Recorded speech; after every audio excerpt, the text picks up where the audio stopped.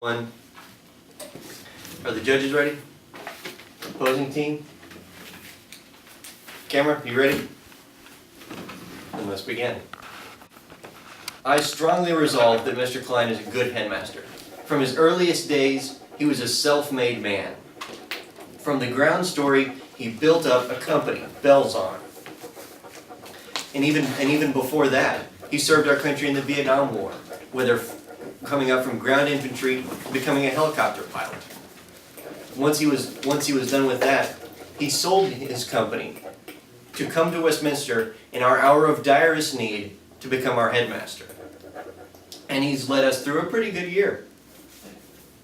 So I strongly resolve that Mr. Klein is a good headmaster, and I challenge my opponents to disprove that. Thank you.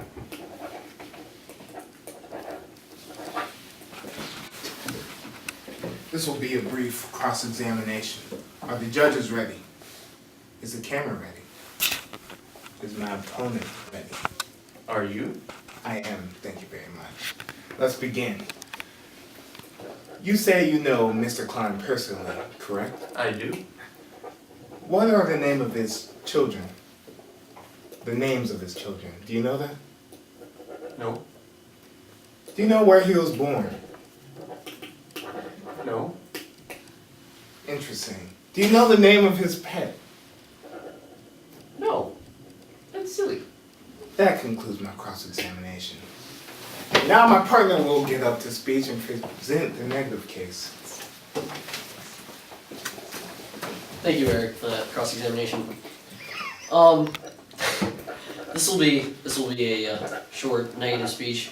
So first of all, I like to say there was a question that I didn't tell my partner to present in the cross-examination. That is this: who is this Mr. Klein again? It seems that nobody knows who he is. The affirmative team certainly doesn't. I mean, not knowing his children's names, that's lame, okay? No one even knows who he is. Have you seen him? Have you seen him? Nobody's seen him. Okay, so no one knows who he is. And secondly, what has he done for us? I mean, we students are still suffering from things like Mondays and homework. Where is he? What has he done? Nothing. I stand resolved that Mr. Klein is not a good headmaster. And now my partner will reinforce these arguments. Thank you, Ben. So with these arguments that my partner has brought up, no one has seen him, no one knows who he is, and no one knows what he's done for this school, it is obvious to me that Mr. Klein is a vampire. That concludes my negative speech. I now stand ready for cross-examination. I only have one question for you. Do you have any evidence that he's a vampire? Do you have any evidence that he isn't a vampire? Thank you. That concludes my cross-examination.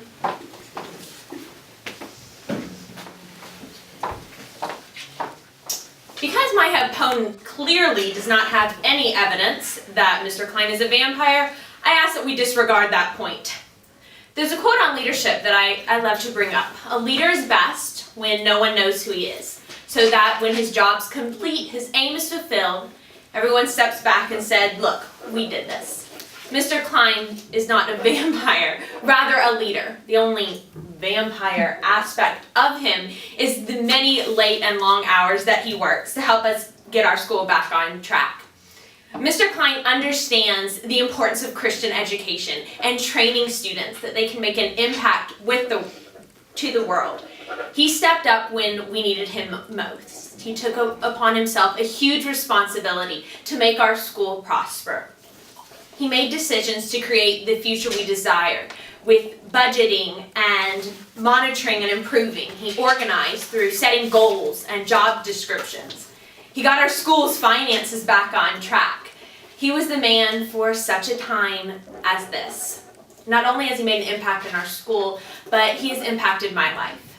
Not very many people can talk about tax policy for an entire year and hold my attention. He kept me interested in our economy. I actually wanted to learn. Mr. Klein has inspired me to continue learning and inspired me to be a leader like him. I strongly urge an affirmative ballot. Okay, our score for the negative team is...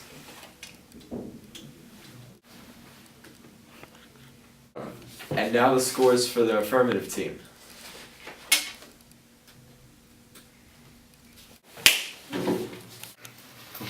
Thank you, Mr. Klein, for investing your time and helping me improve my debate skills, and thank you for the example you set for my life. Thank you, Mr. Klein, for your time teaching us tax policy last year. Like I said earlier, I owe you at least some of the awards I got. And even more, thank you for making it interesting. Klein, I know I haven't managed to say one nice thing about you in the videos you've seen, but I'd like to say thank you. One, for making me interested in economics, and now that I'm pursuing it when I'm in college, I'd like to thank you even more for that. Second, for making debate even more enjoyable, to which I'm going to try and pursue public speaking in college, and even as a career. And third, just for making sure that you're personal with all of us and giving us everything we need to succeed. Thank you, Mr. Klein.